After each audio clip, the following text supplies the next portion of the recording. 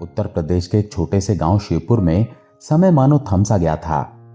ये गांव अपनी सादगी, शांति और प्राकृतिक सौंदर्य के लिए जाना जाता था। गांव के बीचों बीच एक प्राचीन शिव मंदिर था, जिसका शिखर समय की मार से थोड़ा झुक गया था, फिर भी उसकी भव्यता और पवित्रता बरकरार थी।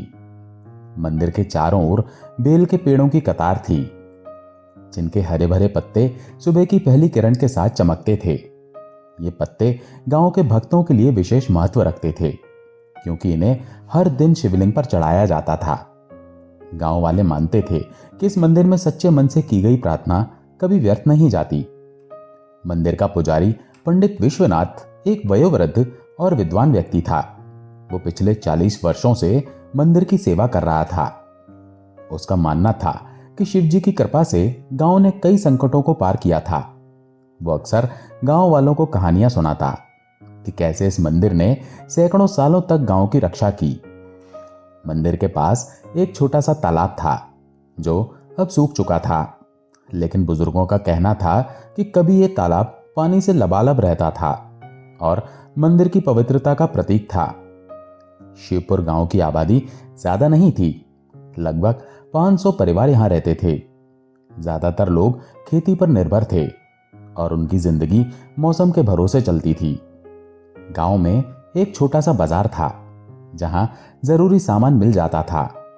गांव के बच्चे पास के स्कूल में पढ़ने जाते, लेकिन स्कूल की हालत अच्छी नहीं थी। बिजली और पानी की सुविधा भी अनियमित थी। फिर भी गांव वाले अपने जीवन से संतुष्ट थे, क्योंकि उनकी आस्था शिव जी पर अटल थी। शिवपुर में रमेश नाम का एक युवक रहता था, जिसकी उम्र लगभग 25 वर्ष थी। वो एक साधारण किसान का बेटा था। उसके पिता हरि कुछ साल पहले एक लाइलाज बीमारी के कारण चल बसे थे। हरि एक मेहनती और ईमानदार किसान थे। वो गांव में सबके लिए प्रेरणा थे, लेकिन उनकी अचानक मृत्यु ने परिवार को आर्थिक और भावनात्मक रूप से तोड़ दिया। हरि के जाने के बाद परिवार की सारी जिम्मेदारी रमेश के कंधों पर आ गई। रमेश की मां सरला एक धार्मिक और सौम्य स्वभाव की महिला थी।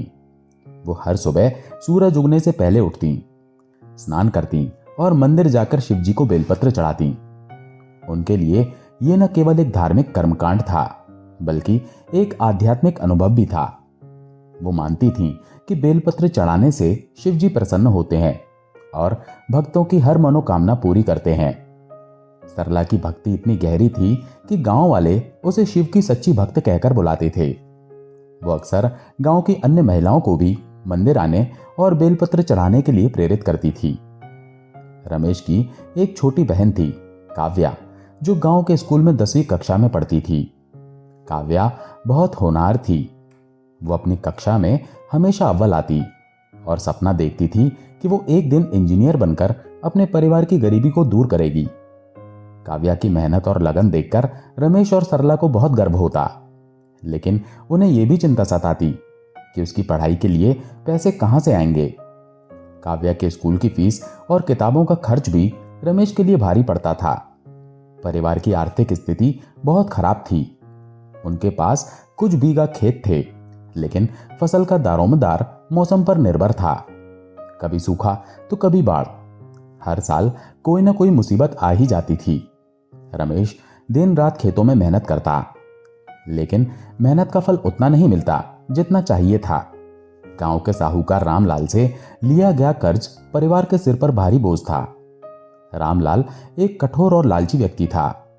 वो हर महीने ब्याज के साथ कर्ज की रकम वसूलने आता और रमेश को धमकाता, अगर तुमने समय पर पैसा नहीं चुकाया तो तुम्हारा घर और खेत मेरे हो जाएंगे, तुम्हारा परिवार सड़क पर आ जाएगा। रमेश अपने परिवार को इस संकट से निकालने के लिए हर संभव कोशिश करता।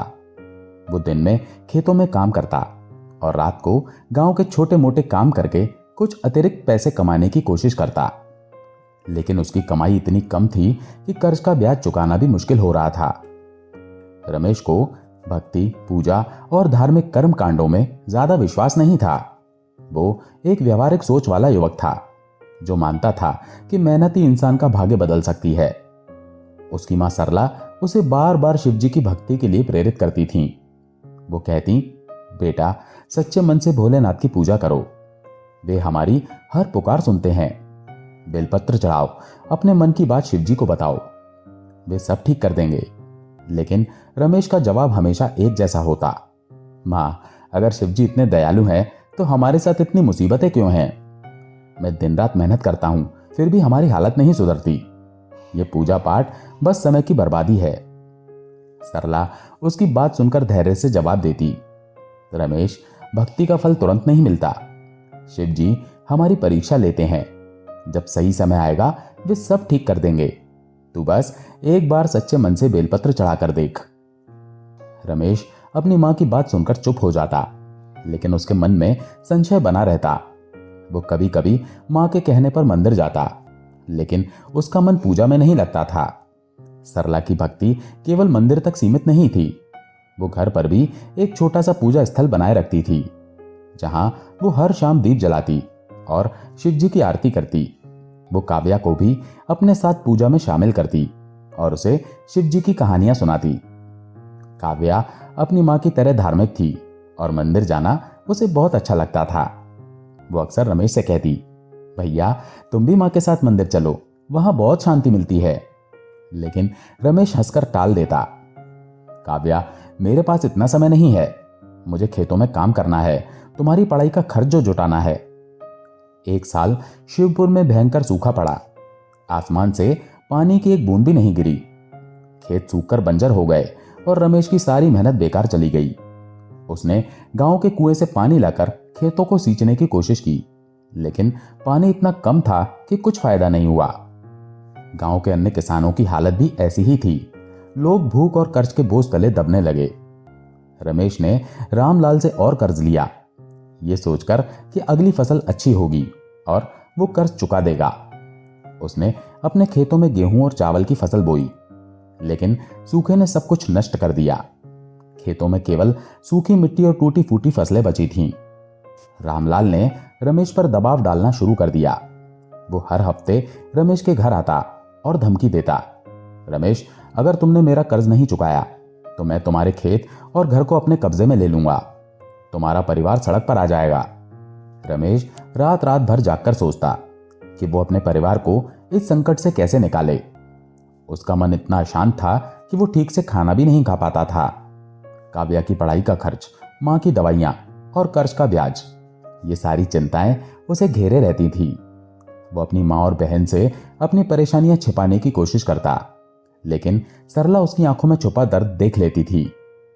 सरला को यह सब देखकर बहुत दुख होता। वो हर दिन मंदिर में घंटों बैठकर शिवजी से प्रार्थना करती।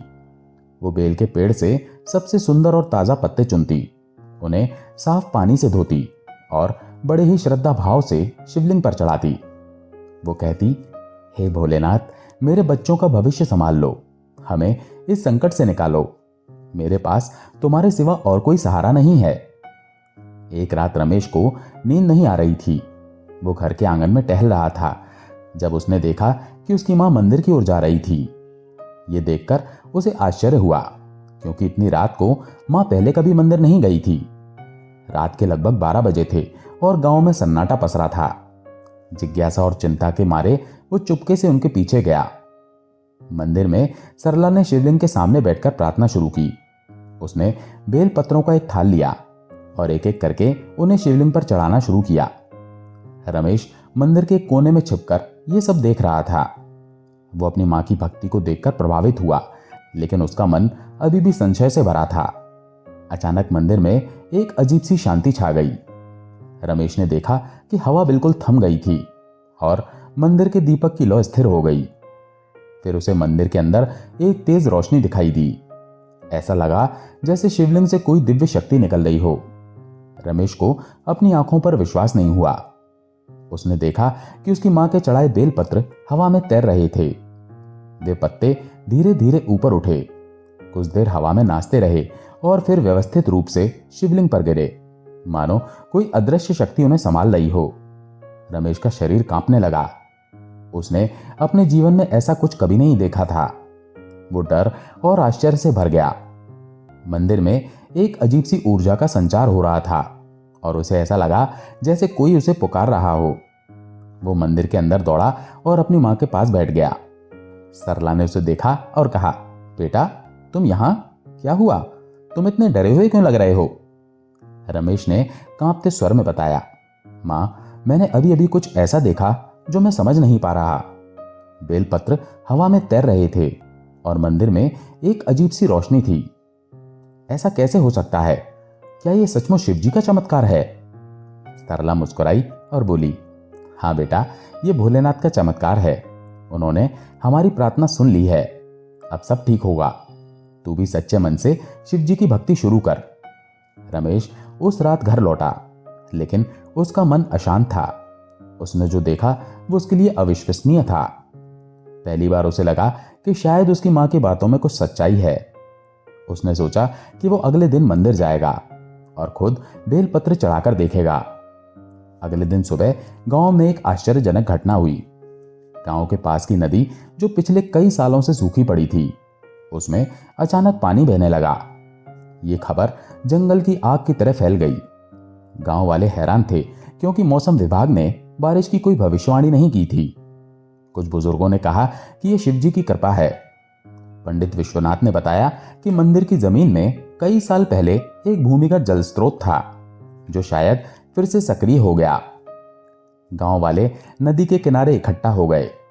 पानी इतना साफ और ठंडा था कि उसे देखकर सबके चेहरे खिल गए। बच्चे नदी में कूद पड़े और बूढ़े लोग आंखों में आंसू लिए शिवजी को धन्यवाद देने लगे। ये पानी गांव के लिए जीवन रेखा बन गया। रमेश और उसके परिवार ने इस पानी का उपयोग अपने खेतों में किया। उसने अपने खेतों में नहरें बनाई ताकि पानी हर कोने तक पहुंचे। कुछ ही हफ्तों में उसके खेत फिर से हरे भरे हो गए। गेहूं और चावल की फसलें लहलहाने लगीं। गांव के अन्य किसानों ने भी इस पानी का लाभ उठाया और धीरे धीरे गांव की हालत सुधरने लगी। रमेश को अब अपनी मां की बातों पर विश्वास होने लगा। उसने मंदिर जाना शुरू किया और हर दिन शिवजी को बेलपत्र चढ़ाने लगा। वो मनी मन शिवजी से अपने कर्ज और अपने परिवार की मुसीबतों को दूर करने की प्रार्थना करता। उसने अपनी मां से पूछा, मां, क्या यह नदी का पानी सचमुच शिवजी की कृपा से आया है? सरला ने जवाब दिया, हाँ बेटा, जब हम सच्चे मन से प्रार्थना करते हैं तो शिवजी हमारी पुकार सुनते हैं। यह नदी हमारे लिए उनकी दया का प्रतीक है। नदी के पानी ने गांव की काया पलट कर दी। रमेश के खेतों में फसलें लहलहाने लगीं। उसने इस बार जैविक खेती की तकनीकों का उपयोग किया, जिसके बारे में उसने गांव के कृषि विशेषज्ञ से सीखा था। उसने रासायनिक उर्वरकों के बजाय गोबर और कंपोस्ट का उपयोग किया, जिससे उसकी फसल न केवल स्वस्थ थी बल्कि स्वाद में भी बेहतर थी। रमेश की मेहनत और नदी के पानी ने चमत्कार कर दिखाया। उसकी फसल इतनी अच्छी हुई कि उसने उसे गांव के बाजार में बेचकर अच्छा मुनाफा कमाया। उसने काव्या की स्कूल की फीस और मां की दवाइयों का खर्च आसानी से उठा लिया। गांव के अन्य किसानों ने भी रमेश से प्रेरणा ली और जैविक खेती शुरू की। रमेश ने गांव वालों के साथ मिलकर एक छोटा सा सिंचाई सिस्टम बनाया ताकि नदी का पानी हर खेत तक पहुंचे। इस काम में गांव के युवाओं ने भी उसका साथ दिया। गांव में एकता और सहयोग की भावना बढ़ने लगी। लोग एक दूसरे की मदद करने लगे और गांव में खुशी का माहौल बन गया। रमेश अब हर सुबह मंदिर जाता और शिवजी को बेलपत्र चढ़ाता। वो अपनी मां के साथ पूजा में शामिल होता और पंडित विश्वनाथ से शिवजी की कहानियां सुनता। उसने महसूस किया कि भक्ति ने उसके जीवन में एक नई शांति और आत्मविश्वास ला दिया था। कुछ समय बाद एक और चमत्कार हुआ। साहूकार रामलाल, जो रमेश के परिवार को परेशान करता था, एक दिन अचानक मंदिर आया। उसने रमेश और सरला को बुलाया और कहा, मैंने तुम्हारे परिवार के साथ बहुत गलत किया। मैंने तुम्हें कर्जे के लिए इतना परेशान किया, लेकिन अब मुझे अपनी गलती का एहसास हो गया है। रमेश और सरला हैरान थे। रामलाल ने आगे कहा, कल मुझे सपने में भोलेनाथ दिखे। उन्होंने मुझे कहा कि अगर मैंने तुम्हारा कर्ज माफ नहीं किया तो मेरा सर्वनाश हो जाएगा। मैं तुम्हारा सारा कर्ज माफ करता हूं। न केवल तुम्हारा बल्कि गांव के अन्य गरीब किसानों का भी कर्ज माफ करूंगा। रमेश और सरला की आंखों में आंसू आ गए। उन्होंने रामलाल को धन्यवाद दिया और मंदिर में जाकर शिवजी को बेलपत्र चढ़ाए। रामलाल ने अपनी बात पर अमल किया। उसने न केवल रमेश का कर्ज माफ किया बल्कि गांव के कई अन्य किसानों को भी राहत दी। उसने गांव में एक छोटा सा कोष बनाया। जिसमें से जरूरतमंद किसानों को बिना ब्याज के कर्ज दिया जाता था। गांव वाले हैरान थे। रामलाल, जो कभी अपनी कठोरता के लिए जाना जाता था, अब गांव का हितैषी बन गया था। लोग कहने लगे कि रामलाल का हृदय परिवर्तन भी शिवजी का चमत्कार है। पंडित विश्वनाथ ने कहा, शिवजी का आशीर्वाद ऐसा ही होता है। वे न केवल भक्तों की पुकार सुनते हैं, बल्कि दूसरों के मन को भी बदल देते हैं। रमेश की बहन काव्या ने अपनी 10वीं की परीक्षा में पूरे जिले में पहला स्थान प्राप्त किया। उसकी मेहनत और शिवजी की कृपा से उसे एक प्रतिष्ठित कॉलेज में इंजीनियरिंग में दाखिला मिला। रमेश और सरला ने गांव वालों की मदद से काव्या की पढ़ाई का खर्च जुटाया। गांव वाले काव्या को अपनी बेटी की तरह मानते थे और उन्होंने खुशी खुशी उसकी मदद की। काव्या ने कॉलेज में भी अपनी मेहनत जारी रखी। वो दिन रात पढ़ाई करती और अपने सपनों को सच करने के लिए जी जान से मेहनत करती। 4 साल बाद वो एक सफल इंजीनियर बन गई। उसे एक बड़ी कंपनी में नौकरी मिली और उसने अपनी कमाई से अपने परिवार की आर्थिक स्थिति को और मजबूत किया। काव्या ने गांव में एक छोटा सा स्कूल खोला ताकि गांव के बच्चे भी अच्छी शिक्षा पा सकें। उसने स्कूल में मुफ्त किताबें और यूनिफॉर्म बांटी ताकि गरीब बच्चे भी पढ़ाई कर सकें। गांव वाले काव्या को अपनी बेटी की तरह मानने लगे। काव्या ने अपनी माँ और भाई को धन्यवाद दिया और कहा, माँ, भैया, ये सब आपकी मेहनत और शिवजी की कृपा से संभव हुआ। मैं हमेशा आपकी आभारी रहूंगी। रमेश ने अपने खेतों को और समृद्ध किया। उसने खेती के साथ साथ एक छोटा सा व्यवसाय शुरू किया, जिसमें वो जैविक खेती के उत्पाद जैसे जैविक चावल, गेहूं और सब्जियां बेचने लगा। उसका व्यवसाय धीरे धीरे बढ़ने लगा और वो गांव में एक सम्मानित व्यक्ति बन गया। उसने अपने मुनाफे का एक हिस्सा गांव के विकास में लगाया। उसने स्कूल की मरम्मत करवाई, गांव में एक छोटा सा स्वास्थ्य केंद्र खोला और बिजली की सुविधा को बेहतर करने के लिए सरकारी अधिकारियों से बात की। रमेश ने अपनी मां के कहने पर हर साल सावन के महीने में शिव महोत्सव का आयोजन शुरू किया। इस महोत्सव में गांव वाले और आसपास के क्षेत्रों के लोग शामिल होते। मंदिर को फूलों, रंगोली और रोशनी से सजाया जाता। मंदिर के चारों ओर मेले का आयोजन होता, जिसमें स्थानीय कलाकार अपनी कला दिखाते और बच्चे खेलों में हिस्सा लेते। हजारों लोग शिवलिंग पर बेलपत्र चढ़ाते और शिवजी की आरती में शामिल होते। शिव महोत्सव ने गांव को धार्मिक और पर्यटन स्थल के रूप में प्रसिद्धि दिलाई। लोग दूर दूर से आकर मंदिर में प्रार्थना करते और बेलपत्र चढ़ाते। गांव की अर्थव्यवस्था मजबूत हुई और कई युवाओं ने छोटे छोटे व्यवसाय शुरू किए। नदी के पानी ने खेती को नया जीवन दिया और गांव में समृद्धि का माहौल बन गया। रमेश, जो कभी भक्ति में विश्वास नहीं करता था, अब एक सच्चा शिव भक्त बन गया था। वो हर सुबह मंदिर जाता और शिवजी को बेलपत्र चढ़ाता। उसने अपनी मां से भक्ति का असली अर्थ समझा और अपने जीवन को शिवजी के प्रति समर्पित कर दिया। रमेश ने गांव के युवाओं को भी भक्ति और मेहनत का महत्व समझाया। वो कहता, शिवजी हमारी हर पुकार सुनते हैं, लेकिन हमें भी अपने कर्म पर विश्वास रखना चाहिए। मेहनत और भक्ति का संगम ही जीवन को सार्थक बनाता है। रमेश ने अपनी मां सरला को हमेशा अपने जीवन का प्रेरणा स्रोत माना। सरला, जो अब बूढ़ी हो चुकी थी, मंदिर में समय बिताती थी और गांव के बच्चों को शिवजी की कहानियां सुनाती थीं। वो कहती, बेलपत्र सिर्फ पत्ते नहीं है, ये हमारी श्रद्धा और विश्वास का प्रतीक हैं। जब तुम सच्चे मन से इन्हें चढ़ाते हो तो शिवजी तुम्हारे जीवन में चमत्कार लाते हैं। रमेश ने अपनी मां की बातों को अपने जीवन का आधार बनाया। उसने अपने व्यवसाय को और बढ़ाया और गांव के अन्य युवाओं को भी स्वरोजगार के लिए प्रेरित किया। उसने गांव में एक छोटा सा प्रशिक्षण केंद्र खोला, जहां किसानों को जैविक खेती और नई तकनीकों की जानकारी दी जाती थी। शिवपुर गांव, जो कभी सूखे और गरीबी से जूझ रहा था, अब समृद्ध और खुशहाल हो गया था।